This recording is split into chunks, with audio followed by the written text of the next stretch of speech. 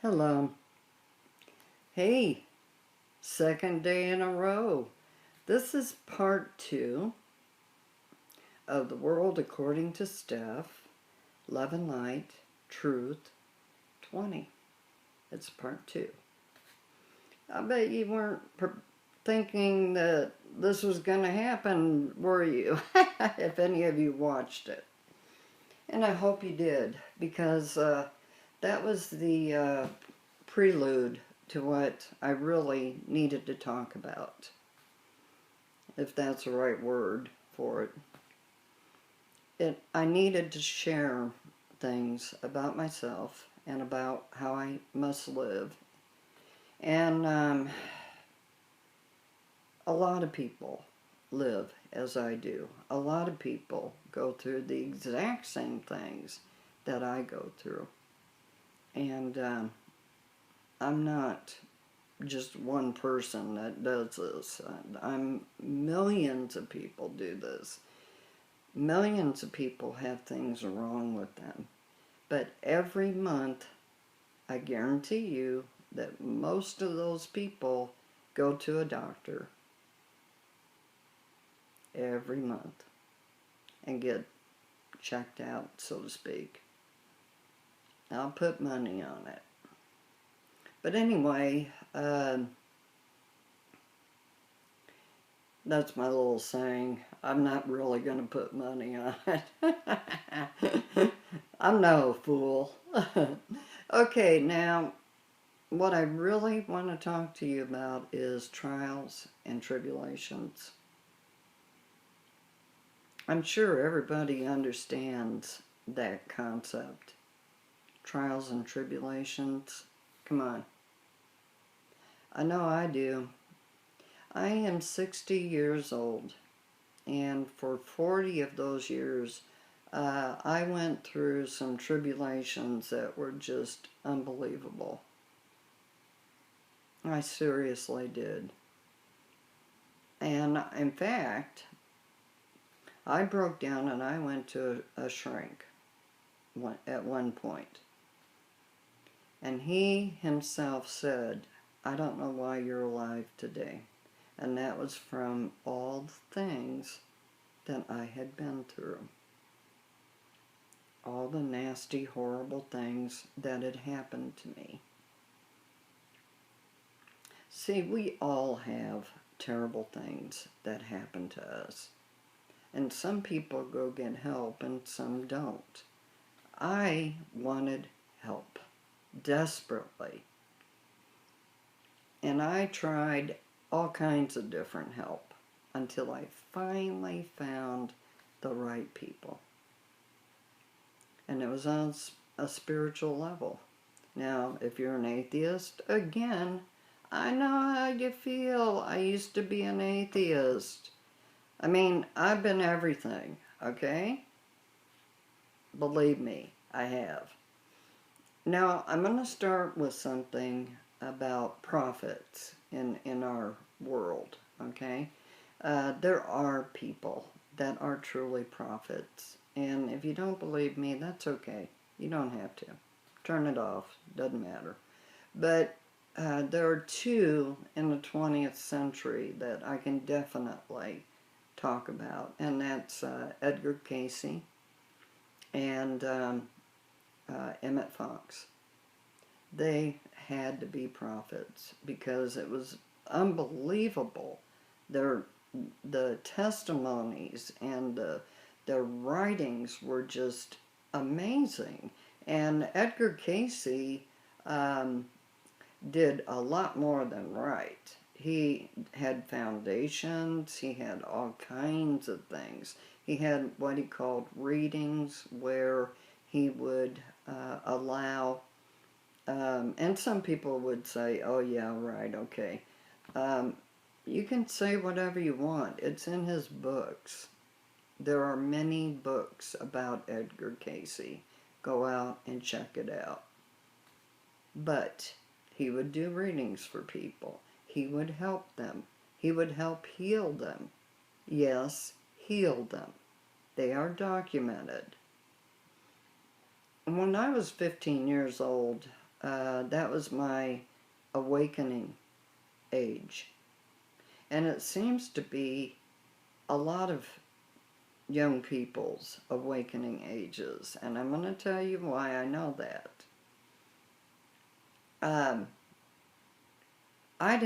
We were Catholics when I grew up. And I personally didn't really believe in a lot of what the Catholic religion taught. I didn't understand it, for one thing, and it was scary. My goodness gracious, they scared the crap out of me. They really did. And I thought, how could this be a loving God if he's doing this and doing that and, you know, destroying cities? And now that was Old Testament stuff. I didn't really get into the New Testament as well as I probably should have, but I still did not believe in pretty much most of what they were teaching. I just didn't believe it. I went to a Catholic school for 8 years of my beginning life of education. A lot of people have. And a lot of people left the church as quick as they could. I know a whole bunch of people. I've talked, we ought to have a club. Previous Catholics or something like that. But anyway, the good part of this was that my parents were doing everything in their power to give their children some kind of stable life. And if you knew about our lives, you'd be going, stable lives? Yeah, okay, right. But that was about the most stable part of our lives we could have ever had. It really was. And I'm grateful to them for opening that up to me. When I grew up and had children, I didn't do that. I think the reason I didn't do that was my reasoning was let my children get older, and when they're ready, we'll talk about what they would like to do. I taught them the basics, let's put it that way. We had a Bible. I put a Bible in our home. But, I left it up to them. And then, strangely enough, when my son turned 15, he came to me and he said, Mom, I'm going to be baptized on such and such a day. Can you come? Matt was unbelievable. He always did things that way. Can you come? It was like 2 days before the baptism. And then he asked me, and I promised a whole bunch of the people that are going to be there and the minister breakfast. And I said, what? So I'm going to make breakfast for all these people? And sure enough, I did. I made a whole bunch of pancakes. Somehow or another, we had enough to make for a whole bunch of people. And I had a front porch with a, banister and everything, or whatever they call it. But it was a pretty cool front porch. So a lot of the people that came, if they didn't fit in the house, they could be out on the front porch. Anyway, I did this for my son because I loved him so very much. And if my daughter had told me that she wanted me to do something for her, I would have done the same thing. But she went in a different direction. And she was very secretive about it. Kind of like Matt, but in a little more secretive. But the point is that I have realized that the age of 15 is like an awakening age. It's a time when I know with me, I was searching for the truth. A truth, whatever it was. Any kind of truth, I was searching for it. I read everything I could get my hands on, about all kinds of religions, about all kinds of spiritual ideas, anything. Anything. So when my father beat on my door one day while I was busy reading about all these different other religions, he said, "Well, we're atheists now." That was my dad. He actually made all of us quit going to church, which didn't bother any of us really, except for my younger sisters. They still wanted to go to church. Now, they were a lot younger, and I could understand it. But the older of us, we were, okay, great, sounds good to us, we were all for it. Now, the atheist part, well, I felt like, okay, that's your thing. I'll be what I want to be. See, that's where I was 15 and I made my own decisions for Steph at 15. If I wanted to feel that way, then it was my choice to feel that way. If I wanted to have that idea and be an atheist, then that was my idea and not my dad's. So 15, to me, both young men and young women, is the age that they're entering into their search for the truth about life, about their lives. They're making their own decisions and they're making their own choices. And some people might say, well, is that good or is that bad? Well, it's not going to matter because your child is going to do it. Whether you think it's good or bad, they're still going to do it. I got news for you. Although, here's the difference.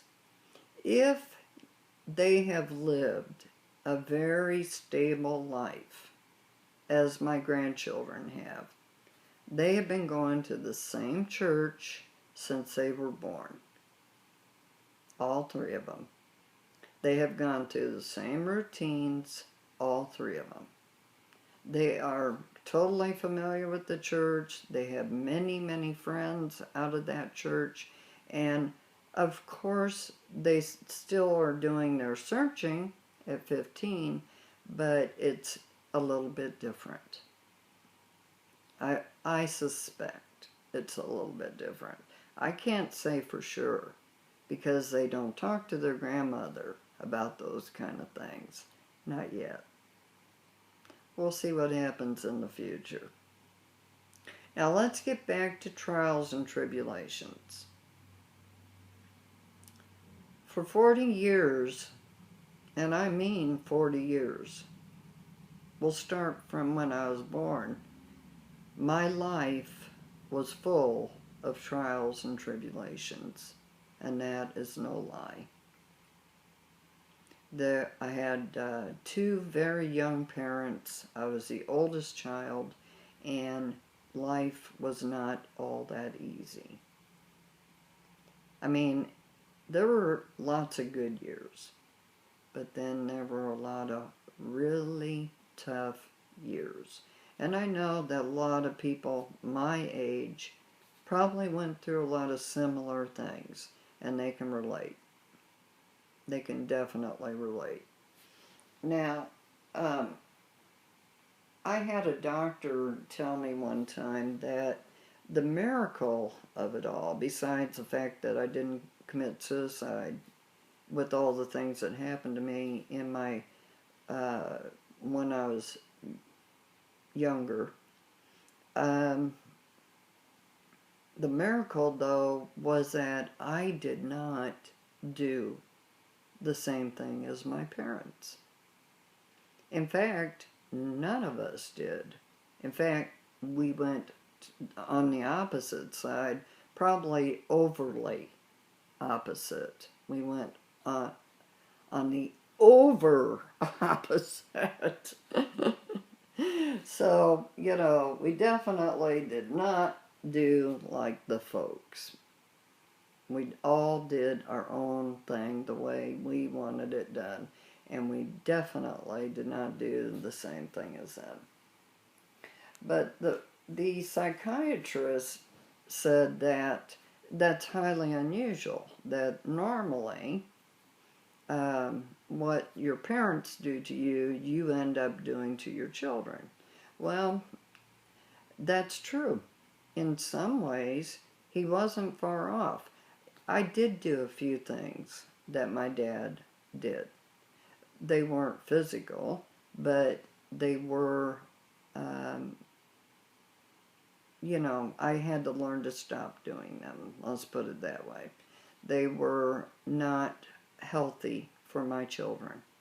And what's funny is my son would actually talk to me about it. He was an amazing human being. Absolutely amazing. But anyway, so the trials and tribulations were very important. And I didn't realize that at all. I mean, to me it was living in hell. That really was how I felt. Just living in hell. I'd have good years, and then I'd have the most horrible years any human being could have. At least I felt I did. And, it was part of the trials and tribulations. Do I still have them? You bet I do. I mean, I just told my doctor last Friday that sometimes I feel like I'm a prisoner in this body. What's that? That's trials and tribulations. I can't get out and walk around the block like everybody else. That bothers me sometimes. Trials and tribulations. They have written in all of my medical paperwork that I will do nothing but get worse and worse and worse and worse. And the amazing part is that I'm not anywhere near as bad as they predicted that I should be right now. So I beat them. Hey, baby, I beat them. But the other problem is that I am getting worse. It's just a little slower rate. If I do my head too much, it'll start cracking. I can hear it right now. It's just cracking like crazy, so I got to stop doing that. My head is fused from here, here to here. And it's full of metal, and I got plates and screws all the way down, and then the bottom part, it's broke now. So, but we talked about that in part 1. Now, 40 and 41 were my turning points in my life of trials and tribulations. That was my turning point. My kids were already out of the house on their own, pretty much. Although I did try to help my daughter as much as she would let me, but she was adamant about living her own life. And she was still not that old at the time, but she just did not want my help. Absolutely did not want it. But I tried to give it to her. Anytime she asked for it, I was there for her. Anytime. I would never, ever, ever turn my child down unless it was something that I didn't absolutely wouldn't approve of, or if it was something illegal or whatever. But in the case of, like, for instance, when she was ready to get married, well, I paid for her marriage. I paid for her the marriage. It's I did the old-fashioned thing. It's supposed to be mainly the young woman's family is supposed to cover the marriage. That's the way I knew about it. But anyway, I did pay for it because nobody else was going to. And I wanted my daughter to have the best marriage and best wedding that she could have. And I didn't care if she was just 18 years old. I was happy for her if that's what she wanted. And she was pregnant. How about that? But anyway, my grandchild was born in a happy family. And for the most part, they are happy. They really are. So, I don't stick my nose in it. I stay out of it. I just want to have a relationship with my daughter and her family. That's all. I just want to have a normal grandma relationship with them. And that's all I ask. So anyway, trials and tribulations. I know that my own children have gone through some terrible trials and tribulations. And then they've gotten through them with help. The wonderful part is that usually they would come to me. And that's pretty fortunate that when your own children trust you enough to come to you when things have gotten so bad. And that's pretty good. I felt very good about that. My daughter trusted me, my son trusted me, and I didn't let him down. I never let him down. Okay, I'm talking about children for a reason. Our children and grandchildren and great-grandchildren and great-great-grandchildren are going to run our world. And we need to think about that. We need to remember that. And what I'm writing right now is about that. That's exactly what I'm writing about. I'm not saying how anybody should raise their children, because I don't know. Who knows? But as I said yesterday, I have made observations. I have seen what appears to be good and works, and what appears to not work and not be good. And some of that's based on my own life. I'm speaking right from myself. The errors that I made. Now, I don't beat myself up for the not mistakes, but for my trials that I went through with my children. I was a single parent for the most part. And, my husband and I stayed married for a while, but there were reasons that we had to get a divorce. And then I tried to get married a few more times. Didn't work. So, none of the other marriages lasted very long at all. So I was pretty much a single parent from the time my son was, let's see, how old was he? 6? No, my daughter was 6, and my son was 8. And from that time on, I was pretty much a single parent.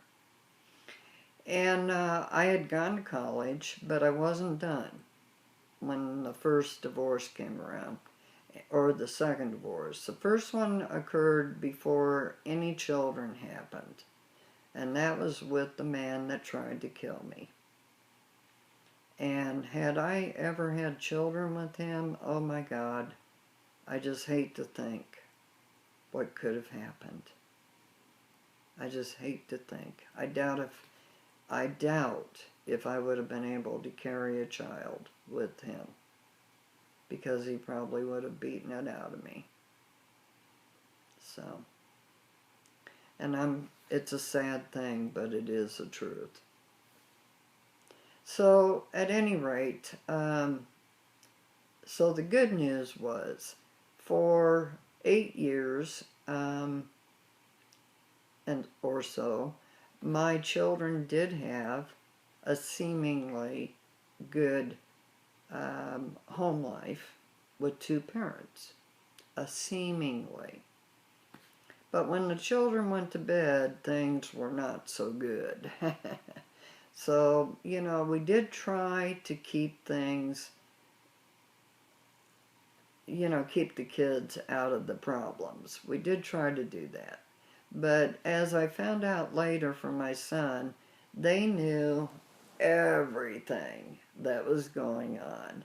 They knew it. They could hear it. There was no hiding it. We were just kidding ourselves. But anyway, it doesn't matter. It's over with now. And actually, it's probably good, because when I did go through with the divorce, my children understood.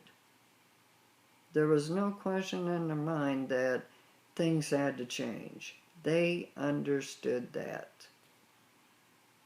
And that was good. That was a good thing. It made it easier for me to have to do it, to take their father out of the picture. Not completely, but out of the immediate living picture. Okay, so trials and tribulations. Oh, I have something else I wanted to share. I bet you all thought that I actually didn't have this book. And it was written by Clarissa Pinkola Estes, PhD. She is an amazing woman. Look at this. Boy, I've whipped through this a bunch of times. And it's not a young book. It's, unless it's, let me see here. It is it's got a lot of good things that are said about it, let me tell you. But let me see when it was published. Okay. It looks like, okay, here we go. 1992. And guess what? I believe it looks like she published it herself the first time. So this is the book that I talk about, that I take excerpts from, and I share them with you. Okay, there's another book that I have. Okay. When I was 15, as we discussed briefly, Edgar Casey was my eye-opener. It was Edgar Casey that opened me up.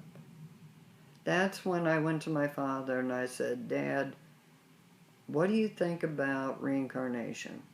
And he said, well, mathematically, I don't see how it could be possible. And I said, wait a minute, I don't see what you mean by mathematically. My father was a mathematician and a biologist and a chemist. So he was a pre-med student, but he was also very, very good with mathematics. And I was too later when I went to college. Um, and actually, when I did the figuring, it works out. It really does. And I see what he meant, that mathematically it didn't work. It was the opposite. I thought he meant that there were too many souls that would, you know, be coming back. Well, when I read some things from my two prophets, I learned a few things about that. It's not like the way that one of them talks about reincarnation is that it's not like you immediately jump into a new soul or a new body. It takes a long time, at least according to that one. Okay? I'm not saying that I believe any of this. I'm just repeating some of what I've read from some of these books. Okay? You know, I have a way I live. I can either take it or leave it. Some stuff I'll take and some stuff I'll leave. And that's how I live. Okay? Just like this book. There might be stuff in here that I don't actually go for, or maybe I'm not so sure about, okay?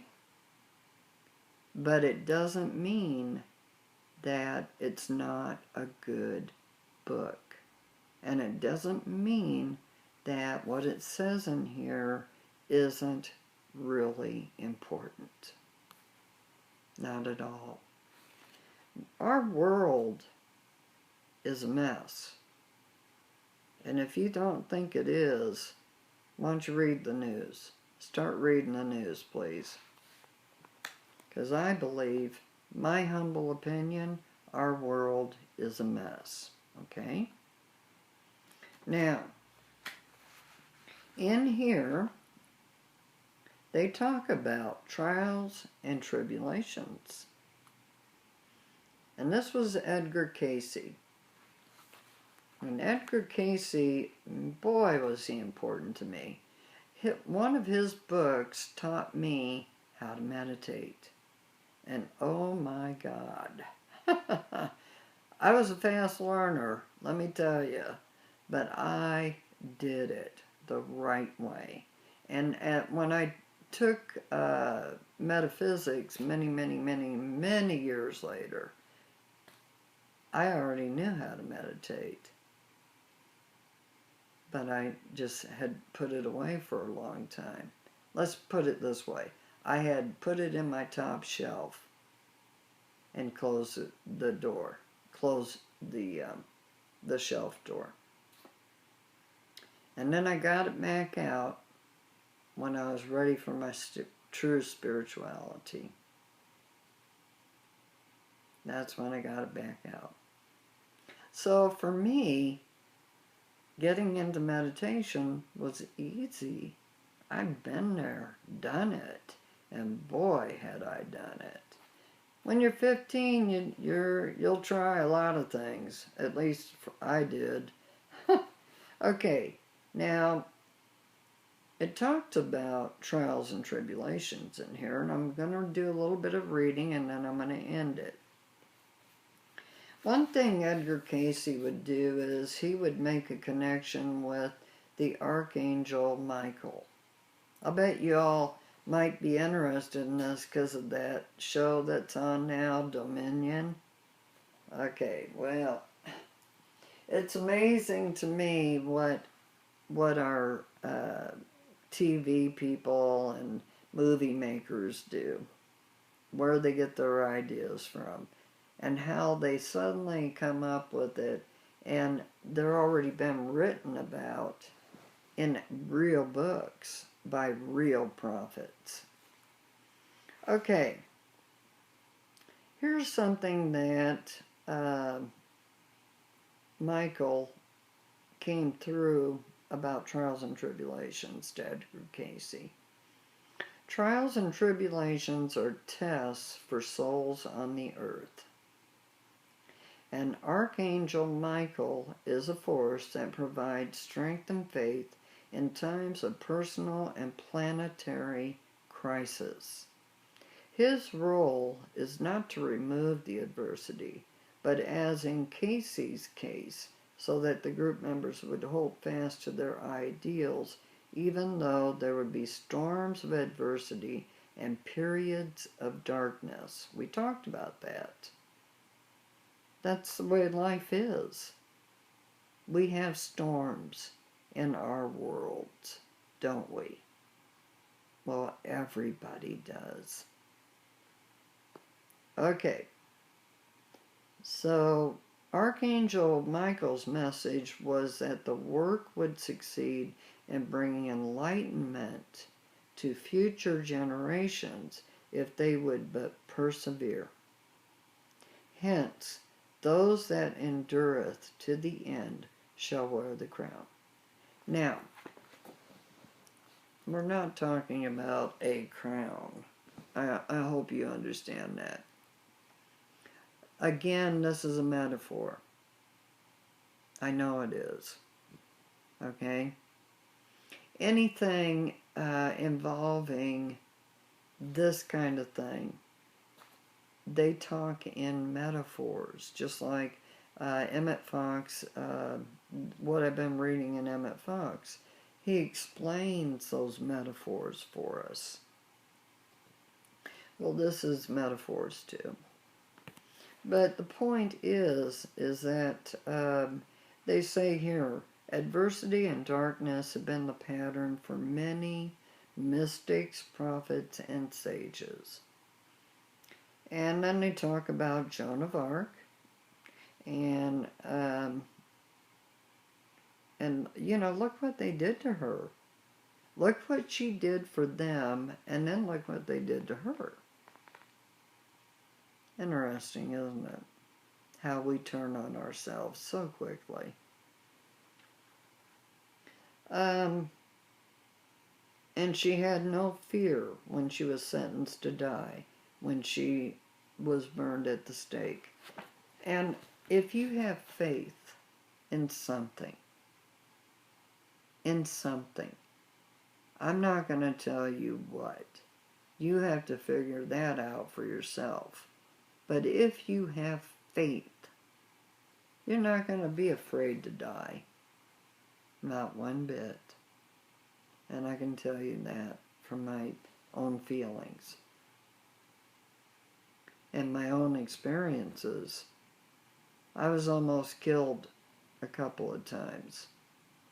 And I almost died from an aneurysm. So I know a little bit about it. But, you know, there are others that know even more about it than me. And by the way, I've written a little bit about that tunnel. I've written a little bit about it. It's not a joke. It really isn't. Okay, so it talks about Jesus in here. And the main thing about all these books is that their search for the truth in life. The truth. That is what we're all looking for in our lives, and our world is the truth. Nobody likes to be lied to. Nobody. So my mission is a search, and has been for most of my life, for the truth. I'm going to let you go for now. I love you. This was part 2 of 20. And I'll let it go for now. If I talk about it again, it'll just be a new one then. You have a great day, great night, great life. Talk to you soon.